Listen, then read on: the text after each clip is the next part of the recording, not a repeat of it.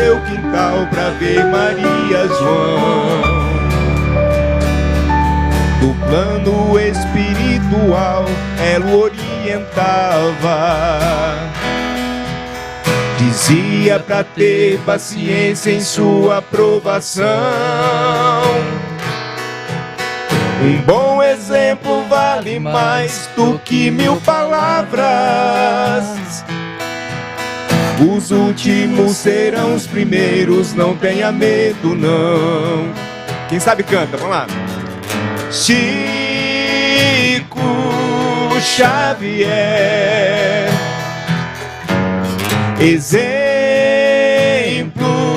de verdadeiro cristão, ensina-me o amor do coração. Chico Xavier, exemplo de verdadeiro cristão, ensina-me o amor do coração. Com sua mediunidade consolava a todos, espíritos revelavam a reencarnação. Emmanuel, seu protetor, pedia disciplina. Humildemente trabalhava sem reclamação.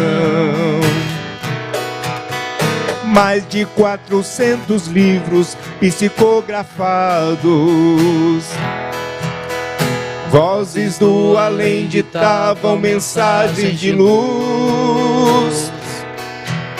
O Espiritismo é revelação divina, o Consolador prometido por Cristo Jesus. Chico Xavier, exemplo de verdadeiro cristão, ensina-me o amor do coração. Vem cá, Felipe, vamos cantar o Chico Xavier. Chico, vem cá, Felipe. Yeah. Exemplo de verdadeiro cristão. Oi, que dá, que dá, que dá.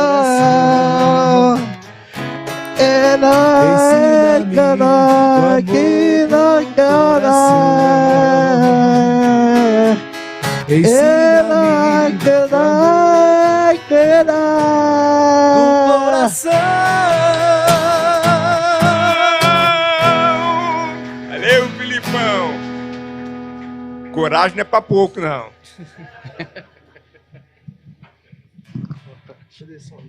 Tem gente que não sobe aqui de jeito nenhum, né? Ele sobe e mete a boca mesmo. Você vê que só falta a voz, o resto ele tem, né? A coragem ele tem. Vocês são os... Tem pessoas... Eu vi uma frase uma vez, né? Que quando a gente ri do nosso próprio sofrimento, é que nós estamos superando o sofrimento, né? E tem gente que fica amargurando o resto da vida, né? As mesmas coisas, martirizando as mesmas coisas, esquece que a gente pode superar, né? Então quando a gente começa a rir dos nossos problemas, a gente começa a... Eu estou contigo quando tudo parece estar perdido, quando nada dá certo na sua vida e você não vê saída. Feche os olhos, fique em silêncio, ouça essa voz que vem de dentro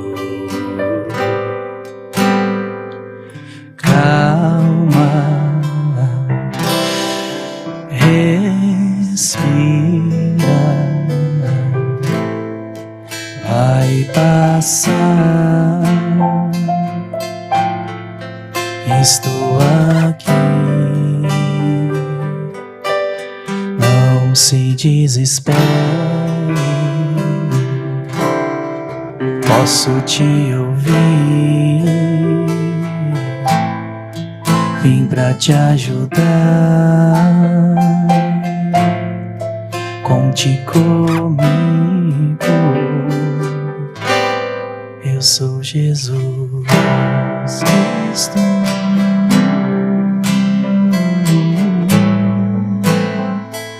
Então vamos levar os pensamentos a Jesus e pedir ao Mestre que nesse momento derrame sobre nós energias de amor e de paz. Que o seu coração amoroso emita um pensamento para que possamos reagir nos enfrentamentos do nosso dia a dia, das imperfeições que por séculos nos acompanham e que necessitamos de fazer a tão sonhada reforma interior. Senhor, esteja conosco. Nós sabemos que o Senhor sabe de tudo o que acontece nesta vida. Cada movimento que está acontecendo em qualquer lugar do planeta, o Senhor sabe o que está acontecendo. O Senhor governa. Então é por isso que nós temos a certeza que o Senhor está nos ouvindo. Que essa chama desse amor que parte de todos nós possa se unir e chegar até o Senhor para nos abençoar, nos fortalecer. Que durante a palestra sobre família, os bons espíritos possam fazer a terapia fluídica em cada um de nós, curando as nossas doenças materiais, mas principalmente incentivando-nos à cura das doenças espirituais, que são as mais difíceis de ser resolvidas. Muito obrigado, Senhor. Ampare o palestrante de hoje, que ele seja inspirado para nos transmitir as lições que ele preparou. Muita paz a todos e vamos então iniciar as nossas atividades de hoje. Conte comigo. Eu sou Jesus Cristo.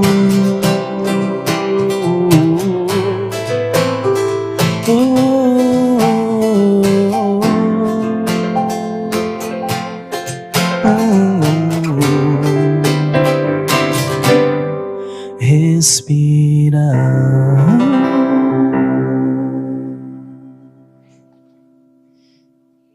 Com vocês, Carlos Biela.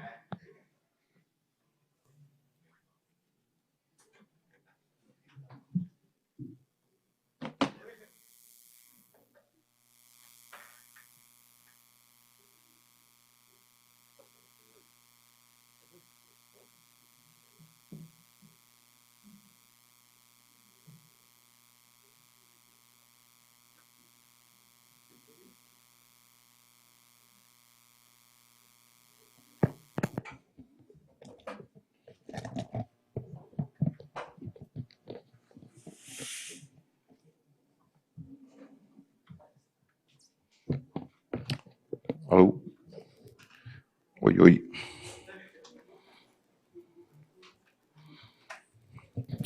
Boa noite a todos. Que a paz do Cristo esteja e permaneça para sempre no coração de todos nós. Mês da família aqui no nosso Centro Espírita Allan Kardec. Para quem tem toque, tem que arrumar. Fica certinho.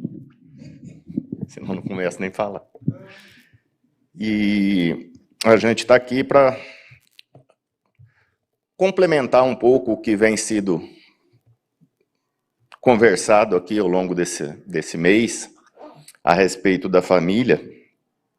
E eu me sinto feliz, me sinto honrado por mais uma vez poder falar sobre essa instituição de tamanha importância como é família. Como isso é importante como isso é necessário. Sou uma gota d'água, sou um grão de areia. Você me diz que seus pais não entendem, mas você não entende seus pais. Você culpa seus pais por tudo. Isso é um absurdo. São crianças como você. O que você vai ser quando você crescer? A gente culpa, né, os pais muitas vezes porque fala que eles não nos entendem. Mas nós também não conseguimos entender os nossos pais. E isso é muito comum dentro das famílias. A gente, muitas vezes, ou talvez na maioria das vezes, não conseguimos nos entender, mesmo dentro das nossas próprias famílias. E muitas vezes a gente até escuta: eu não pedi para nascer, eu não nasci para sofrer, nem vou sobrar de vítima das circunstâncias. Eu não pedi para nascer. Talvez nós já tenhamos falado isso em algum momento, ou talvez nós já tenhamos escutado isso em algum momento. Eu não pedi para nascer. Naquele momento de revolta, normalmente na adolescência, que a gente questiona tudo e todos, a gente joga isso, né? O que eu estou fazendo nessa família? Eu não pedi para nascer aqui. Para nós que temos uma consciência dentro da doutrina espírita, nós sabemos que muitas vezes não só pedimos, como chegamos a implorar para nascer exatamente nessa família onde a gente se encontra. Porque é o grande motivo que a gente tem de estar nessa família é para aproveitar a oportunidade que nos é dada de, juntamente com esses espíritos que compõem a nossa família, de eu tentar alavancar um pouquinho o meu processo evolutivo. Então não culpe os outros de você estar na família que você se encontra. A culpa deve ser toda sua, porque você realmente pediu, na grande maioria das vezes, para estar dentro dessa exata família. Mas qual seria a razão da família nessa jornada evolutiva que todos nós estamos? Se nós olharmos, isso não é difícil, se a gente observar os seres vivos, nós vamos ver exemplos das mais diversas formas de estruturação para que um novo ser surja. Por exemplo, se nós pegarmos, eu vou generalizar, os peixes, como é que surge um novo peixe? A fêmea normalmente, eu estou generalizando, a fêmea normalmente solta suas células, seus óvulos na água, e o macho vem e solta suas células, seus espermatozoides na água, ocorre uma junção e os peixinhos vão nascer. Sabe-se lá quem é meu pai e quem é minha mãe. Não existe um vínculo aí. Se a gente já dá uma mudança aqui de ramo, vamos para as tartarugas. No caso das tartarugas, a gente já tem uma união entre macho e fêmea. Só que a tartaruga fêmea, ela vai depositar seus ovos num determinado local, muitas vezes na própria areia, e vai embora. E os ovos vão estar ali chocando por conta própria, a tartaruguinha vai nascer, vai buscar a água e sei lá quem é meu pai e quem é minha mãe. Mas quando a gente já vem para os pássaros, quando ocorre a junção dos dois seres, o macho e a fêmea, ocorre a deposição de um ovo, onde na maioria das espécies a fêmea fica ali chocando até que o novo ser surja. E ela vai cuidar dele, vai alimentá-lo, até ele chegar numa condição de bater suas asas e ir embora. Dificilmente você vai ver uma família de pássaros. Quando a gente já vem para os mamíferos, a coisa já vai mudando de figura. Os mamíferos dão do seu próprio sangue para um novo filho, porque o leite nada mais é do que um sangue que é trabalhado dentro do corpo da mãe. Só que na maior parte dos mamíferos, o ser já nasce pronto. Você não vê, por exemplo, um bezerro que acabou de nascer, a vaca pegar o bezerrinho no colo e ficar mimando ele para ele dormir. Não, o bezerro já nasce, já levanta e vai embora. Mas, para nós, a coisa é completamente diferente. Nós dependemos totalmente de uma outra pessoa, senão nós não sobrevivemos. Quando nós éramos seres primitivos, lá para trás, nós vivíamos unidos em grupos, em bandos. Por quê? Porque um cuidava do outro. Eram grupos que viviam para um lado e para o outro, todos juntos, um cuidando de si. Conforme nós fomos evoluindo moral e intelectualmente, nós fomos abandonando esses grupos, mas fomos começando a organizar grupos bem menores, unindo um homem com uma mulher, na grande maioria das vezes, esses dois gerando um filho, 2 ou 3, e aqueles grandes grupos de seres humanos se transformaram em pequenos grupos que nós damos o nome de família. Então, a família ela foi sendo estruturada dentro desse grupo de ser vivo que são nós, seres humanos, de acordo com a nossa evolução. Se nós ainda estivéssemos lá na primitividade, nós estaríamos em grandes grupos, vivendo um às custas do outro. Mas graças à nossa evolução que nós começamos a organizar as nossas famílias. E eu estou dizendo isso em termos materiais, mas em termos espirituais é a mesma coisa. Nós nos organizamos em famílias de acordo com os laços que vão se formando, com os laços de afinidade que os espíritos vão criando ao longo também do processo evolutivo. Aqueles espíritos que se tornam familiares uns com os outros se agrupam também no plano espiritual.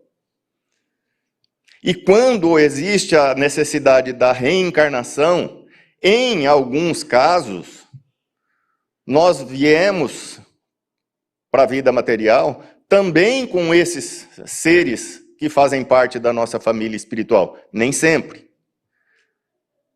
Mas por que então eu estou reencarnando dentro de uma determinada família? Por 2 razões, por causa e por necessidade. Por quê? Porque eu já tive convivências muitas vezes com aqueles espíritos e tenho algumas necessidades a serem acertadas. E por necessidade, que necessidades são essas? A busca exatamente pela nossa reconstrução e evolução espiritual. Se alguém falar, mas você está falando sem propriedade. Não, eu estou falando baseado no que a doutrina espírita nos mostra. Evangelho segundo o Espiritismo, capítulo 5, Bem-aventurados os aflitos. Tem um item lá que se chama esquecimento do passado. E lá está escrito exatamente isso. Frequentemente o espírito renasce no mesmo meio em que já viveu, estabelecendo de novo relações com as mesmas pessoas, a fim de reparar o mal que lhes haja feito. E graças a Deus que existe o que a gente chama de véu do esquecimento. Porque imagina se eu soubesse tudo que eu já vivi com aqueles que estão dentro da minha casa hoje. Como seria complicado.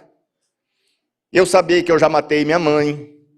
Eu saber que meu irmão já me passou a perna no passado. Então, por isso que nós esquecemos, para não trazer toda essa carga que poderia prejudicar no nosso processo evolutivo. Então, por isso que existem as famílias, para receber dentro da sua estrutura os espíritos que reencarnam. E eu acho que muitos de vocês, e eu me incluo nessa, porque já fiz essa pergunta muito tempo atrás, Raio, por que que eu tenho que reencarnar? Por que que eu não encarnei uma vez só, já viu como é que era o problema e segui minha vida lá no plano espiritual? Para que que eu tenho que estar reencarnando toda hora? Mas isso, gente, é a nossa necessidade. De novo, me baseio na doutrina espírita. Questão 167, Livro dos Espíritos. Kardec pergunta, qual o objetivo da reencarnação? Expiação, melhoramento progressivo da humanidade. Só assim que a gente vai evoluir. passando por reencarnações e reencarnações e reencarnações, visando a nossa melhoria. Lembrando que quanto mais o avançado o espírito for em termos moral, menor a necessidade dele reencarnar. Então, você está cansado de viver aqui no plano material? Evolua. Faça por merecer diminuir a sua necessidade de reencarnar.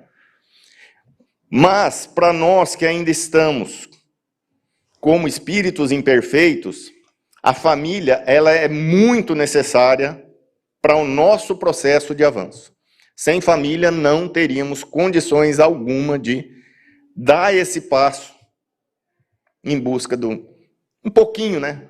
Uma pouquinha melhora na minha situação, principalmente situação moral, que é o que nós mais precisamos evoluir.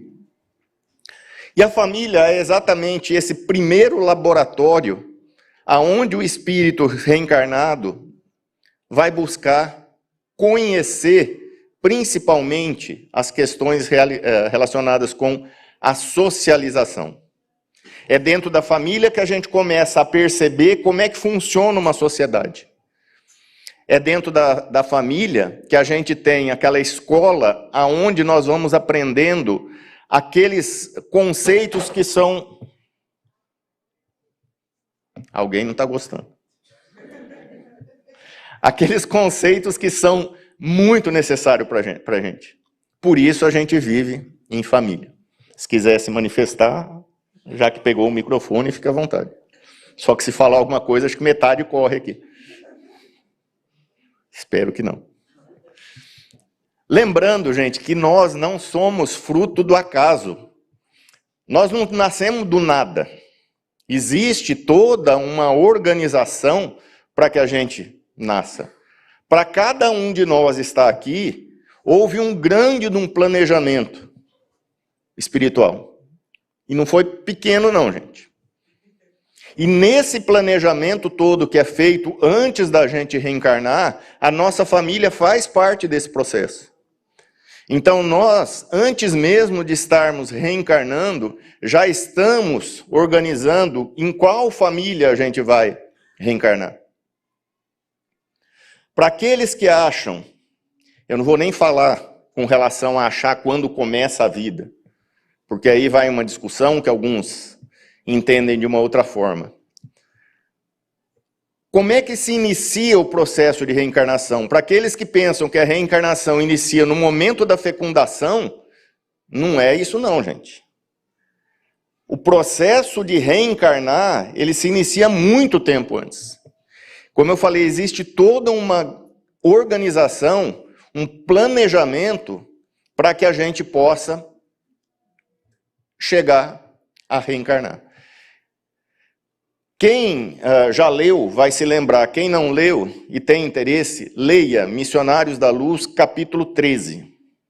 O título é Reencarnação. Ali vai falar da reencarnação de Segismundo. E é detalhado tudo o que acontece no processo. Inclusive, o direcionamento de espermatozoide dentro do corpo da mulher, para que aquele espermatozoide específico possa fecundar um óvulo. De tão bem planejado que é. Por isso que nós nascemos pelas nossas necessidades, com alguma deficiência, faltando um pedaço, com alguma doença, porque tudo isso já vem organizado. Porque nós passamos por esse planejamento. E como eu disse, a nossa família faz parte desse processo que foi planejado lá no plano espiritual. Então não reclame de estar na família que você se encontre. Porque provavelmente você participou desse processo também. E você escolheu estar ali. Ali não, aqui. Então, pensa um pouquinho, que para você que está aqui hoje, me acompanhando aqui ao vivo, para você que está me acompanhando pela internet, para você estar vivo hoje, alguém tem que ter dado condição para você, senão você não existia. Se quando você nasceu, você fosse abandonado, deixado sozinho, você não estaria aqui hoje. Se você está aqui, por mais que você reclame do seu pai ou da sua mãe, ou da sua família, dê graças a Deus, porque graças a alguém você está vivo. Porque senão você não existiria. Ou você acha que você conseguiria nascer recém-nascido sozinho? Como eu disse, nós, apesar de sermos considerados o ser vivo com maior capacidade de raciocínio, de razão, nós somos um dos mais frágeis no processo de nascimento. Exatamente pelo processo que nos transformou de primatas e de quadrúpedes em bípedes, o nosso corpo foi modelado para que nós nascêssemos, vou colocar entre aspas, verdes e não maduros. Porque nós não estamos completamente prontos quando nós nascemos. Por isso que quando a gente nasce é aquela coisa esquisita, que nem parar em pé consegue. Não consegue nem firmar o pescoço. Por quê? Nós não estamos prontos. Esse foi o preço que nós pagamos no processo evolutivo como ser vivo. Nós terminamos todo o processo depois de termos nascido. Por isso que nós não conseguimos, diferente de um elefante que nasce e já sai andando, diferente de um cachorro que nasce e já sai andando, nós não conseguimos. Por isso nós temos uma enorme necessidade de alguém nos dar essa condição.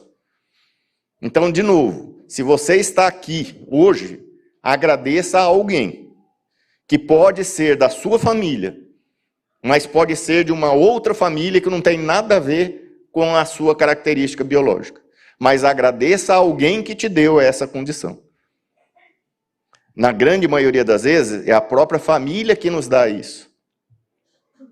Por isso que a gente fala, nós precisamos da solidariedade dentro da família, da cooperação, da colaboração que deveria existir dentro das nossas famílias.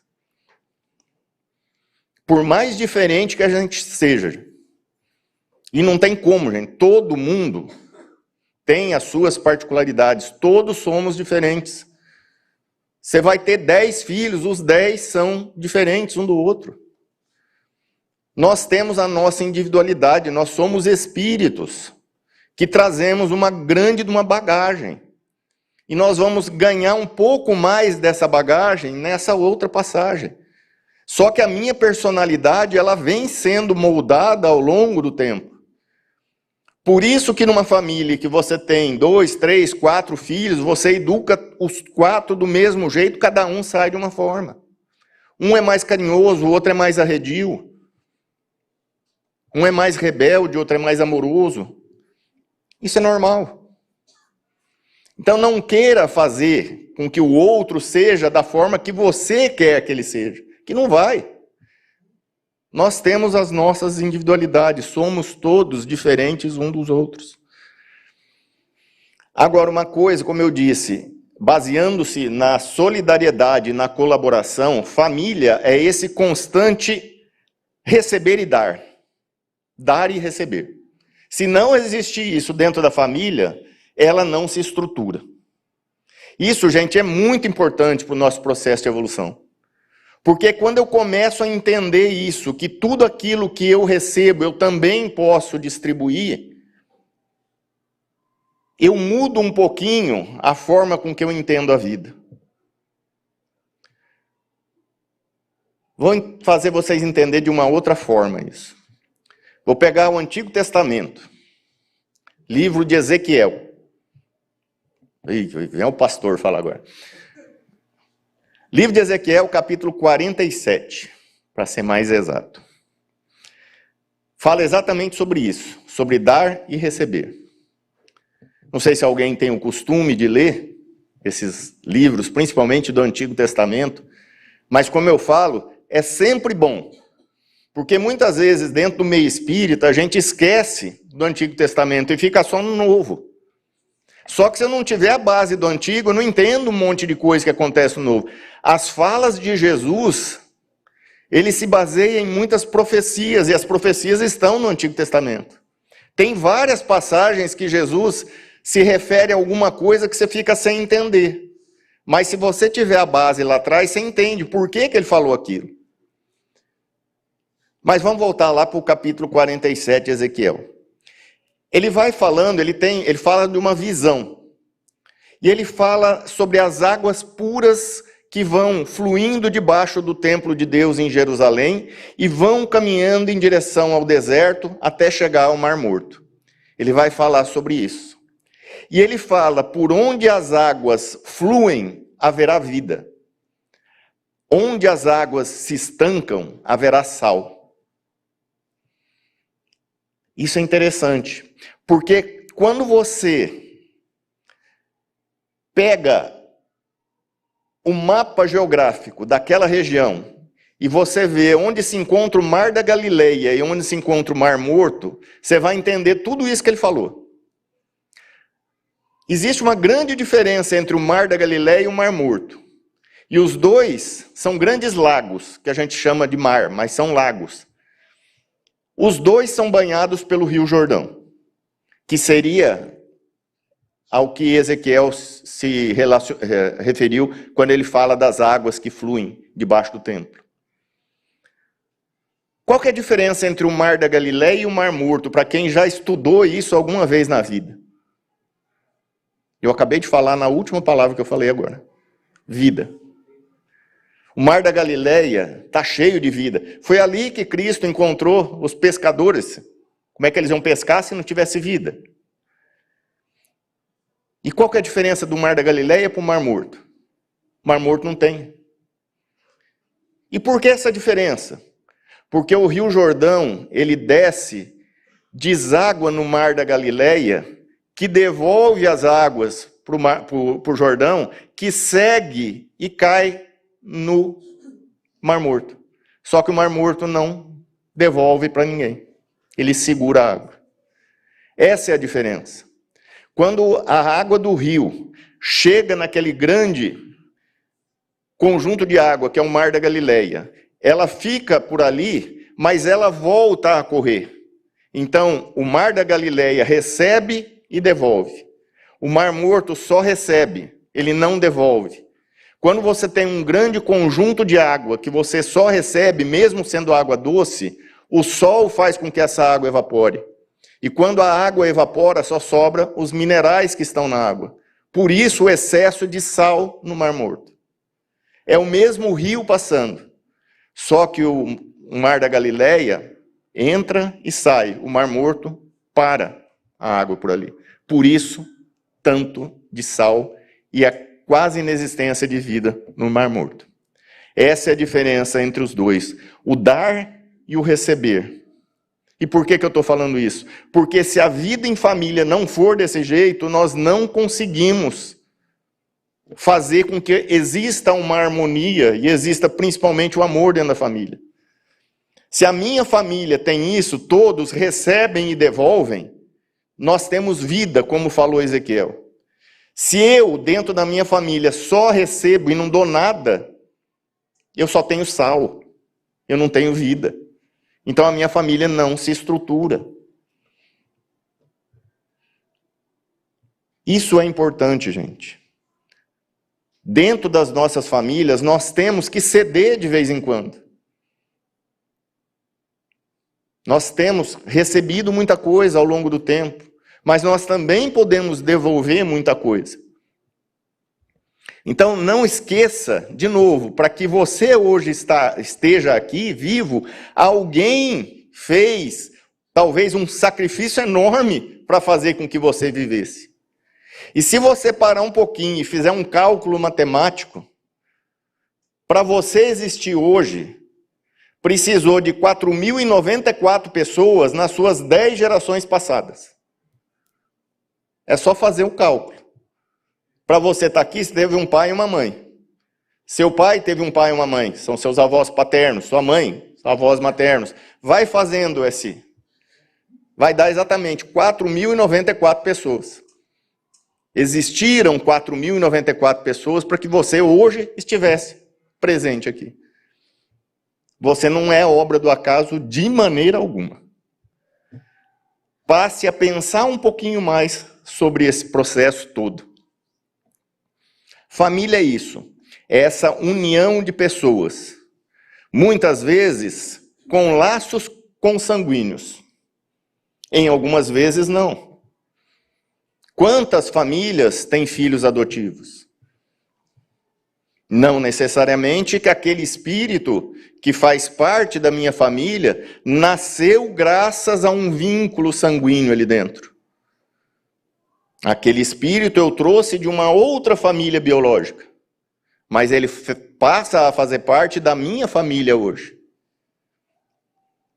Então isso é uma união de espíritos encarnados teoricamente baseados no afeto entre todos. E eu digo teoricamente porque é muito difícil todos se darem bem dentro das famílias. Sempre tem alguma desavença. E isso é normal. Por que isso é normal? Porque nós somos imperfeitos, gente. Imagina uma família só de espírito puro, que coisa chata, né? Devia ser. Tudo assim, quietinho, bonitinho. Mas nós somos imperfeitos. Por isso que a gente briga. Você deixou de novo sua cueca jogada no chão, menina. Mãe, tua comida tá salgada, não tem jeito de comer essa porcaria. É assim. Nós não somos perfeitos.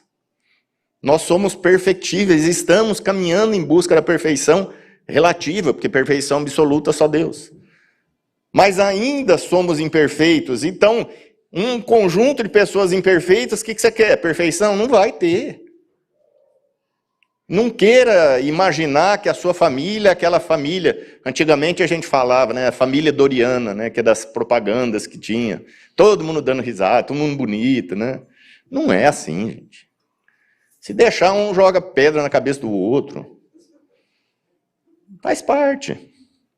Então, nem sempre vai existir afeto entre todos os membros da família. É lógico que entre alguns existe mais laços. E isso se explica também, como eu disse, podem ser espíritos que já fazem parte de uma família espiritual, que estão juntos, que tenha mais afinidade. Ainda somos imperfeitos, não se esqueçam disso. Então nós fazemos, como eu disse, parte de uma família com espíritos em graus evolutivos diferentes também. Tem espíritos que vêm numa determinada família para ajudar ou para tentar puxar os outros. Alguns vêm até em missão. Poxa, deixa eu voltar lá, reencarnar, vou tentar reencarnar de novo como mãe desse espírito, para ver se eu consigo fazer com que ele entenda que ele precisa melhorar. Então, existem diferentes níveis de espíritos dentro da nossa família também. Não está todo mundo no mesmo nível. Estamos no nível de imperfeição, generalizando, mas alguns estão imperfeitos, quase saindo da imperfeição, outros estão imperfeitos que acabaram de entrar na imperfeição. Podemos estar todo mundo junto. Por isso as diferenças tão grandes que nós temos. O que a gente precisa, gente, é aprender a conviver em harmonia, da melhor forma possível. Acima de tudo, aprender dentro da família a exercer o perdão. Talvez esse seja uma das necessidades maiores que a gente tenha. Exercer o perdão dentro da própria família. Exercer e aprender, melhor dizendo, a perdoar. Não sei se vocês lembram daquela música da Grande Família. Essa família é muito unida, mas também muito ouriçada. Briga por qualquer razão, mas acabam pedindo perdão. É assim. Nossa família é assim. De repente está todo mundo brigando. Mas a gente tem que aproveitar isso para exercer mais o perdão. Trabalhar mais o perdão dentro das nossas atividades. Nossa, agora que eu enxerguei o relógio. Estava procurando onde que está, aqui agora que eu vi. Mas tem tempo ainda. Então, dentro da família que a gente vai aprender e praticar, né? Aprender é uma coisa, praticar o que se aprende é outra. Aprender e praticar o ato de perdão. Mas, gente, como é difícil perdoar aquela pessoa que a gente ama e que nos faz algum mal. Como isso é difícil. E normalmente dentro da família pode acontecer alguma coisa que a gente vai ter uma dificuldade muito grande de perdoar. Se você parar um pouquinho e começar a pensar, você vai achar algum probleminha aí no meio, que você ainda tem uma certa mágoa. Tá bom, não precisa pensar mais não, que eu acho que você já achou muita coisa. Vamos relevar. Por isso que a gente fala que a família é esse grande laboratório, né? Onde a gente pratica as nossas próprias experiências evolutivas. Vocês já pararam para pensar nisso? Que é dentro da família que eu estou praticando evoluir? Como a família me dá essa oportunidade? Porque se eu consigo praticar a amar mais, a perdoar mais, a relevar mais dentro da minha família, eu começo a levar isso para fora dela também. Agora, se dentro da minha família eu não consigo fazer nada disso, não é fácil eu fazer isso lá de fora também. Porque é dentro da família que a gente deveria, e eu coloco aqui, deveríamos aprender as lições mais básicas e mais essenciais para o nosso processo de evolução. Paciência, perdão, tolerância, respeito e amor. Repito, paciência, perdão, tolerância, respeito e amor. Estamos conseguindo colocar tudo isso dentro das nossas relações familiares? Estamos sendo pacientes? Estamos perdoando, sendo tolerantes, respeitando e amando todos os membros da nossa família? Pensemos mais nisso. É dentro do convívio familiar, ou seja, é dentro das nossas famílias que as nossas imperfeições aparecem. A gente vem aqui e fala, até outro dia estava brincando sobre isso, né? Você vem aqui e fala com uma vozinha fina. Meus queridos irmãos, vamos todos nos unir no amor de Cristo. Aí chega em casa, sai chutando cachorro, briga com mulher, manda o moleque de castigo. Lá eu sou quem eu sou. Aqui eu sou uma figura, uma máscara, para que eu possa passar uma imagem que às vezes eu acho que eu tenho. Mas é lá na família que eu realmente sou quem sou. Então é ali que eu preciso exercer todas essas lições que Deus nos dá como oportunidade. Paciência, perdão, tolerância, respeito e amor. O dia que eu chegar lá na minha casa e também, meus filhos, venham sentar para jantar. Minha querida esposa, sua comida está tão gostosa. Filhinha, você limpou tão bem a casa. Aí eu posso vir aqui e falar, meus irmãos. Porque aí eu vou ser uma coisa só. Eu não sou duas coisas.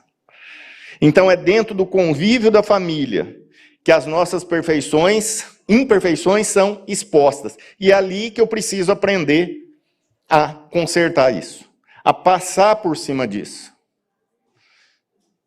Questão 110 do livro O Consolador. O que é que Emmanuel fala quando se pergunta qual a melhor escola de preparação das almas reencarnadas na Terra? Emmanuel responde, a melhor escola ainda é o lar, onde a criatura deve receber as bases do sentimento e do caráter. Não tem local mais adequado do que a nossa família, o nosso lar. E aqui vai um lembrete, gente. Casa é uma coisa, lar é outra. Tem muitas casas que não são lares. E tem muitos lares que não se encontram em casas. Porque casa é uma estrutura física. Lar é aquele ambiente onde todos se encontram em harmonia, baseando-se no afeto. Isso é um lar. Por isso ele fala que a melhor escola ainda é o lar. Por quê? Porque nós temos essa necessidade de ainda estarmos reencarnando num grupo de pessoas para que todos aproveitem a oportunidade e cresçamos juntos. E ele segue dizendo nessa mesma questão, Os estabelecimentos de ensino podem instruir, mas só a família pode educar. A universidade poderá fazer o cidadão, mas somente o lar pode edificar o homem. Pelo amor de Deus, gente, não manda seu filho para a escola para ele ser educado. Educação se dá em casa, não é na escola. O professor não consegue educar, mal consegue educar seu próprio filho. Você quer que ele eduque 40? Não vai educar. Educação vem de casa. Aproveita o seu lar e eduque os seus filhos. Essa é a nossa missão hoje como pai que sou. Essa é a minha missão. Agradeço muito meu pai e minha mãe pela educação que eles me deram. Não encontrei essa educação na escola não, gente.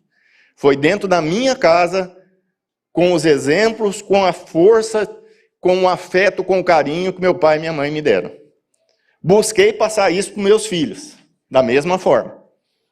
E espero que eles deem sequência nesse processo. Mas não vamos achar que é dentro da escola que vai se educar o indivíduo, porque não é. De maneira alguma. Por isso a grande importância que as famílias têm. E por isso a gente tem que tomar cuidado com quem nós somos. Aquela frase, o exemplo vale mais do que palavras, é muito, muito, muito profunda. Porque nossos filhos se espelham em tudo que nós fazemos. Acho que o Zé Lúcio falou aqui agora há pouco, quando ele estava cantando. Eu acho que foi, você falou aqui. Algo parecido. Todos os nossos filhos se espelham nas nossas atitudes. Por mais que a gente ache que ele não está observando, eles observam. Eles observam e nos copiam. Então, que exemplo eu estou dando para os meus filhos? O que eu estou ensinando a ele a copiar? Lembra quando se fala qual a figura mais perfeita que Deus deu para nos servir de guia e modelo? Jesus. O que é um guia e o que é um modelo? Guia é aquele que eu tenho que seguir, modelo é aquele que eu tenho que copiar. Para os nossos filhos nós somos isso. Para onde eu estou guiando meus filhos? O que é que eu estou ensinando para que eles possam copiar? Cuidado, gente, cuidado com os exemplos que nós estamos deixando para os nossos filhos. E eu trago aqui de novo, já devo ter lido esse pequeno poema aqui não sei quantas vezes. Poema de Casimiro Cunha, que está lá no livro Tão Fácil. Resguarda os teus pequeninos onde estejas e onde vais. A criança no futuro é a foto viva dos pais. Cuidado com o exemplo que você está dando para os seus filhos. Então nós precisamos cada vez mais cuidar para que as nossas famílias não se desestruturem. E infelizmente a gente está vendo muito acontecer isso. As famílias estão se desestruturando, os laços familiares estão se rompendo. Para quem não dá importância para isso, veja a questão 775 de O Livro dos Espíritos. E pense sempre nisso. Kardec pergunta qual seria para a sociedade o resultado do relaxamento dos laços de família. A resposta: a recrudescência do egoísmo, o aumento do egoísmo. E é exatamente isso que a gente está vendo hoje. Nós estamos vivendo uma sociedade de egoístas. Infelizmente, nós estamos caminhando para isso, cada vez mais. E não adianta culpar ninguém, não adianta culpar a rede social, não adianta culpar celular, a culpa é dos pais, a culpa é da família, porque não está orientando direito aos filhos. Dando orientação adequada aos filhos. É muito fácil você ir no restaurante, dar um celular, um tablet para uma criança de 2, 3 anos, para ela ficar quieta enquanto você come, bate papo, toma uma cerveja. É fácil demais. Mas o que é que você está ensinando para ela?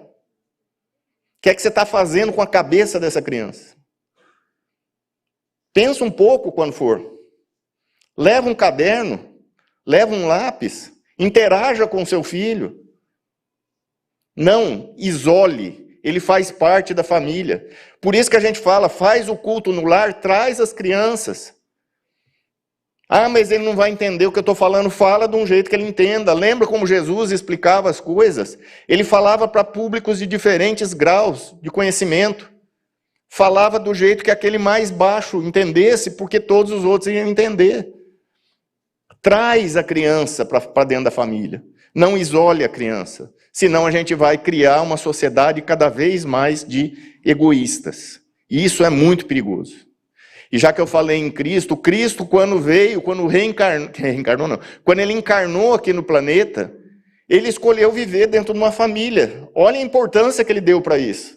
Ele não podia simplesmente ter aparecido já adulto e começado o seu trabalho. Mas não, ele veio, por isso é guia e modelo, gente. Tudo que ele fez é para a gente tirar de lição. Inclusive viver dentro de uma família. Ele respeitou seu pai e sua mãe.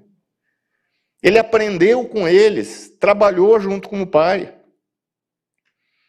São exemplos e mais exemplos que nos são dados para que a gente possa aproveitar isso dentro das nossas reencarnações.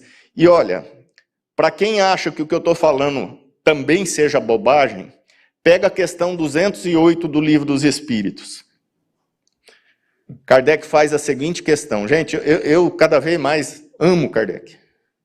Quanto mais eu estudo Kardec, mais eu me apaixono por ele. Nenhuma influência exercem os espíritos dos pais sobre o filho depois do nascimento desse? Olha como é que o cara era porreta, gente. Resposta.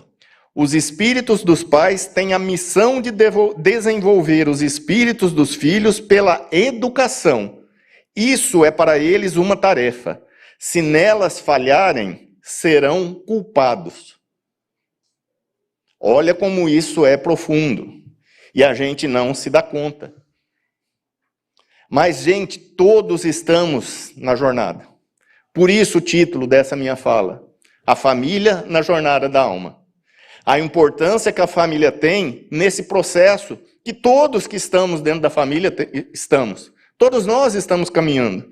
Todos nós estamos seguindo o nosso processo. Nossa família não é um acaso biológico, como eu falei.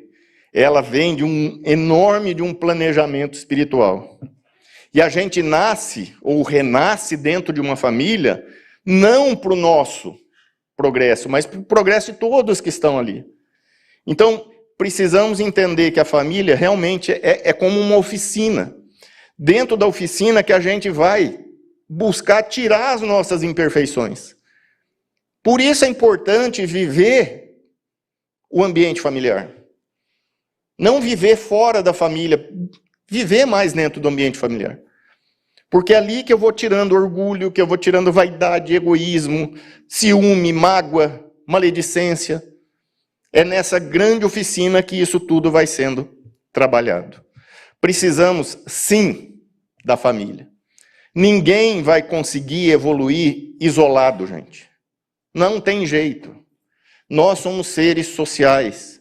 Precisamos estar juntos. A família me dá essa oportunidade.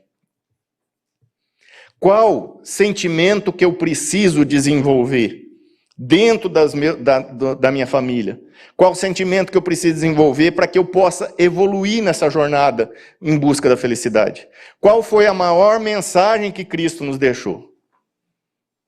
Os grandes filósofos Zezé de Camargo e Luciano já falavam. É o amor. Preciso de desenvolver mais o amor. E eu só consigo amar, gente, se eu estiver em contato com o outro. Como é que eu amo alguém em cima de uma montanha, sem contato com ninguém? Eu não consigo amar uma pessoa se eu não tiver algum vínculo com ela. Por isso, de novo, a importância da família. E o amor é o gatilho do perdão. Você consegue perdoar alguém sem amar? Não tem jeito. Por isso a grande importância que a gente tem de viver dentro de uma família. Não esqueça, aqueles que são considerados, colocarei entre aspas, ovelha negra dentro da família, e toda a família tem, já dizia Rita Lee, aquela ovelha negra muitas vezes está ali, muitas das vezes, para testar a capacidade de amar dentro da própria família. É um espírito que veio exatamente para isso. Veio atazanar a vida de todo mundo para ver se todo mundo consegue entender que precisamos amar. Que a gente possa começar a olhar um pouco mais com um olhar de gratidão para dentro das nossas famílias, porque torno a dizer, se estamos aqui hoje é porque alguém me deu essa capacidade. E na maior parte das vezes, alguém de dentro da minha própria família. Precisamos, sim, pensar que a vida, gente, ela é um grande de um professor que nos ensina. E eu vou encerrar aqui, acho que do mesmo jeito que eu encerrei de uma fala um tempo atrás. Não é sobre ter todas as pessoas do mundo para si. É sobre saber que em algum lugar alguém zela por ti. É sobre cantar e poder escutar mais do que a própria voz. É sobre dançar na chuva de vida que cai sobre nós. Segura teu filho no colo.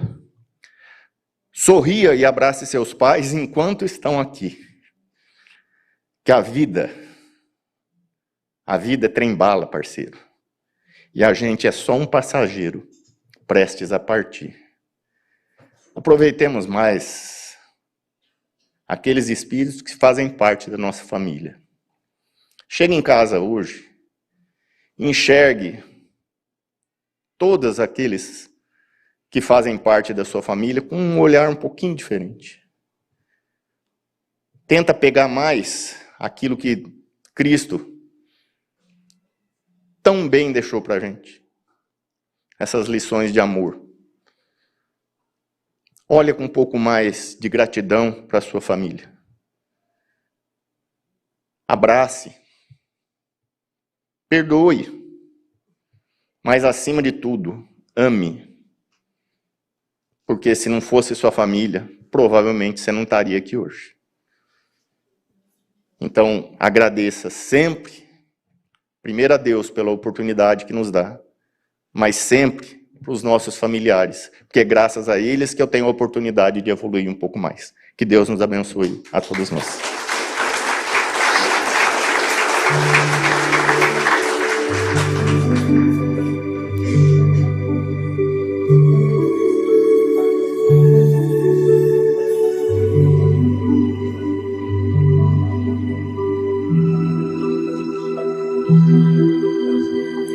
Boa noite com Jesus.